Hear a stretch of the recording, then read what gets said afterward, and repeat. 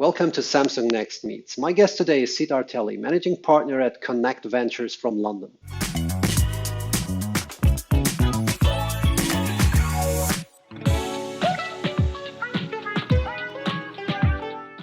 Sitar, first of all, congratulations on your 80 million fund that you announced early in the summer. Thank you. Tell us a bit about yourself, your fund, and your role there.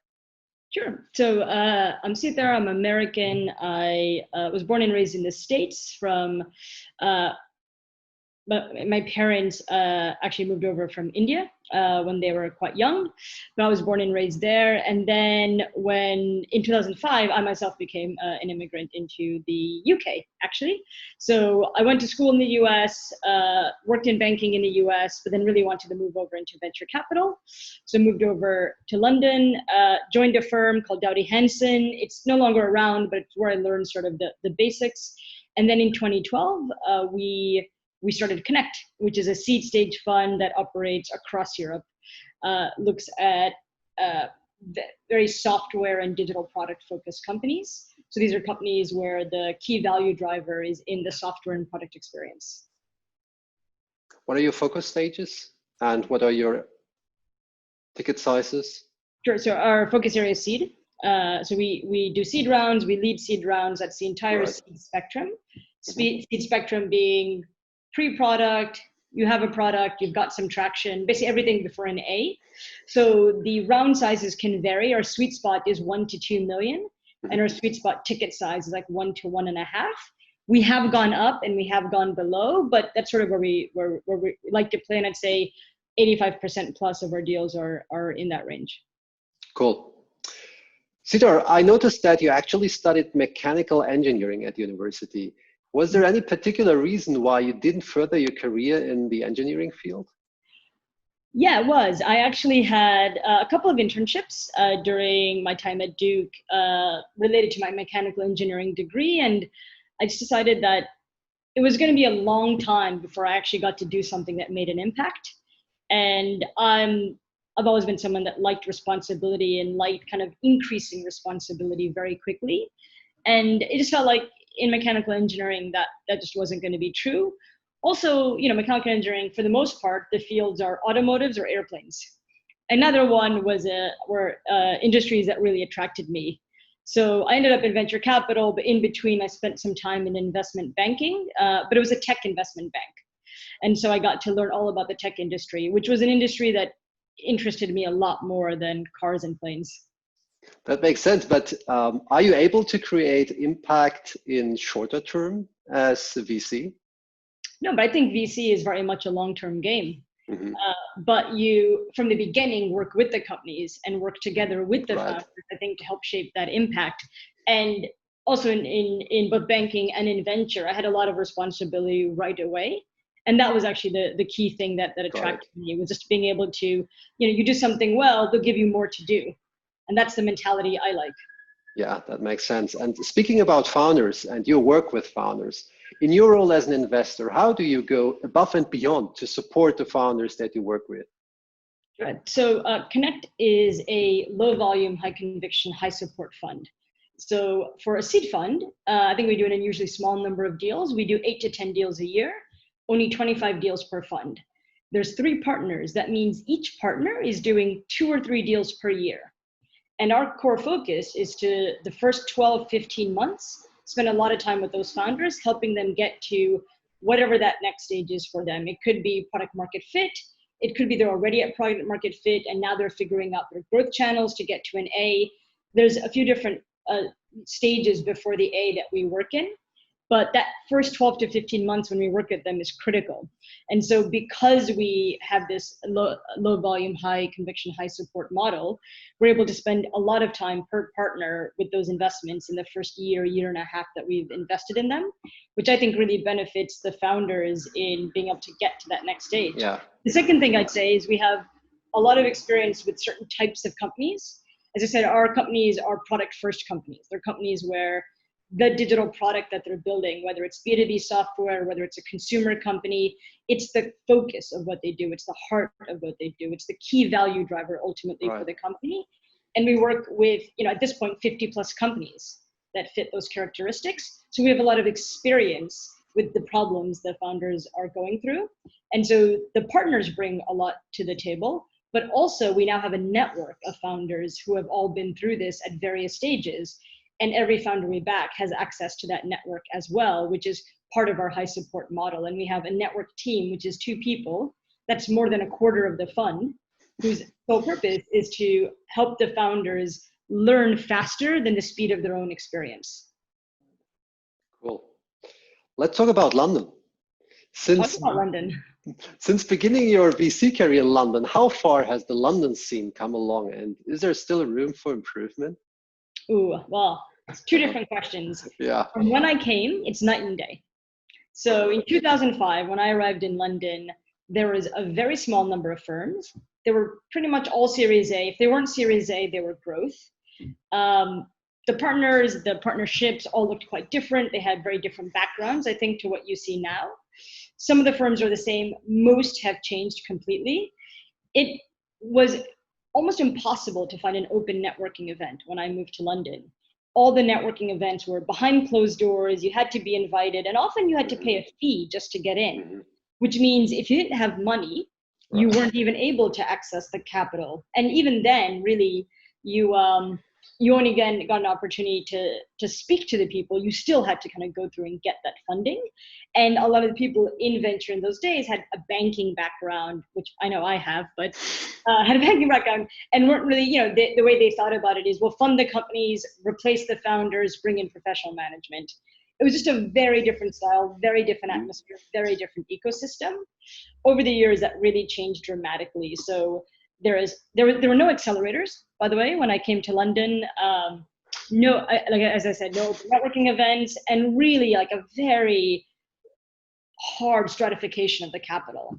So I think now it's far more fluid. There's a lot more capital in the market. There's a lot more international capital on the market. There's a lot more American capital on the market. So I think founders are in Europe the best position they've ever been in. That doesn't mean there isn't room for improvement. There's always room for improvement, right? So I think at Series A and Series B, there's definitely room for more growth stage capital.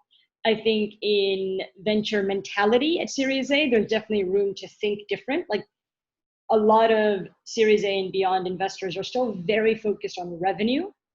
They optimize for revenue almost too early. And if you look at both B2B and B2C startups, like for example, Airtable or Notion, they were companies that had lots and lots of users, but a lot less revenue initially, a lot less revenue than their valuations would indicate.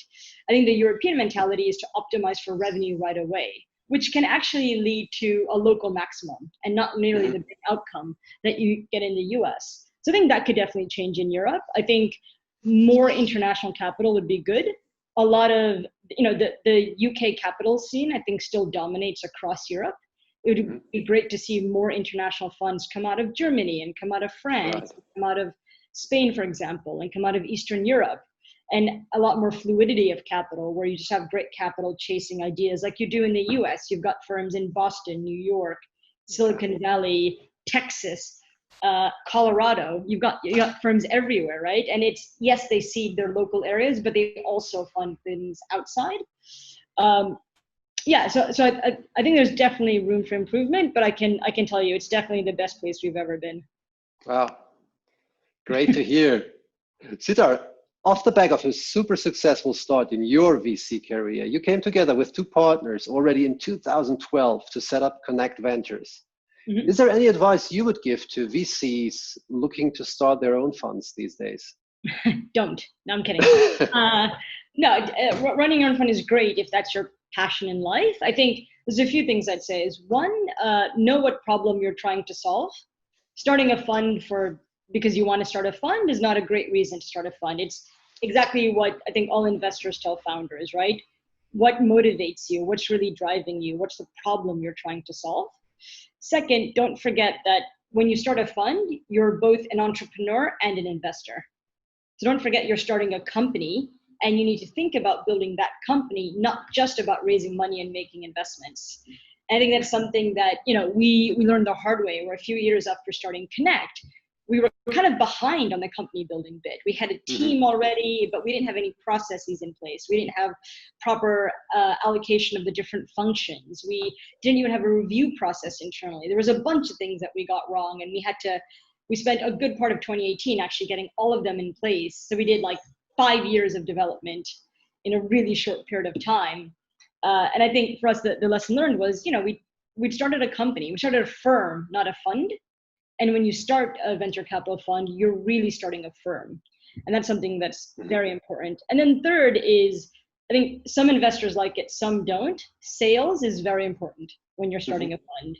You have to go out and pitch a lot. It's incredibly humbling. It's also a great way to build empathy for founders. The first time we had to go out and raise, you have dozens of companies and it really sounds promising. And then they say maybe, and then a couple weeks later, like you've emailed them and you haven't heard back. And, it really, and then meeting after meeting after meeting, it happens again. It's really humbling. And I think it is absolutely a great way to build empathy for founders, but also you really need to build your sales muscle to raise a fund well. You have to have a crisp story. What's your positioning in the market? Right. How do you stand out versus your competition? How are you going to get your deal flow? It's exactly what you'd ask a company that was pitching you, right? About their go-to-market strategy, their market positioning. Yeah. How are they going to get customers? You're going to get the same questions, and to be ready to answer them. Cool. So, shifting to a completely different topic. In a scene like ours, I pretty much believe that we all share the responsibility of working to make investments as diverse and inclusive as possible. And with that in mind, do you have any particular practices in place to ensure a diverse deal pipeline? Yeah, so actually from the very beginning, we've thought about this. And what we've done is, I think it's a long-term solution, but for us, we think it's possibly the most powerful, which is from the beginning, we built a diverse firm. I think one of the problems in venture capital, and this was true in 2005, it's still largely true now, is a lot of partnerships are not diverse. They're not diverse in gender. They're not diverse in socioeconomic background. They're not diverse in sexual preferences. They're not diverse in the ethnic background. You have a lot of middle-aged white male partnerships. And from the beginning, we haven't had that. We were from different countries. We grew up quite differently. We had different, obviously different genders. And when we built our team, we thought about it in the same way. So what we bring to the table when we talk about new deals or when we talk about initiatives that connect is a really diverse way of thinking. We look at potential investments quite differently. We will interact with founders differently. We'll ask different questions. And I think that's one of the most resilient ways to make sure you're not falling into the trap of just funding people like you, because when you're a diverse team, there is no one like you. Sitar, last of all, time for a shout out. Who, founder or investor, do you think deserves a shout out for the great work that they are doing in the UK scene? Okay, I'm going to go with option 3, which is a member of the Connect team, Keji Mustafa, who is our head of network brand and operations. She joined us a few years ago, built our network operation from scratch, and has since taken on people and operations and is now building out our brand function.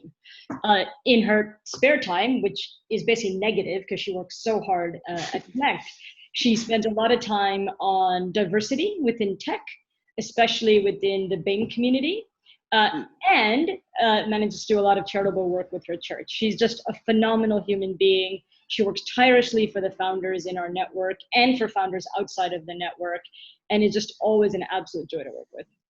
Sounds amazing. Sounds like she really, really deserves it. You should interview her. Oh, good idea. Let me get back to that. So Sitar, thanks a lot. It was a pleasure. Pleasure is all mine. Thanks. Bye-bye, Sitar. Bye.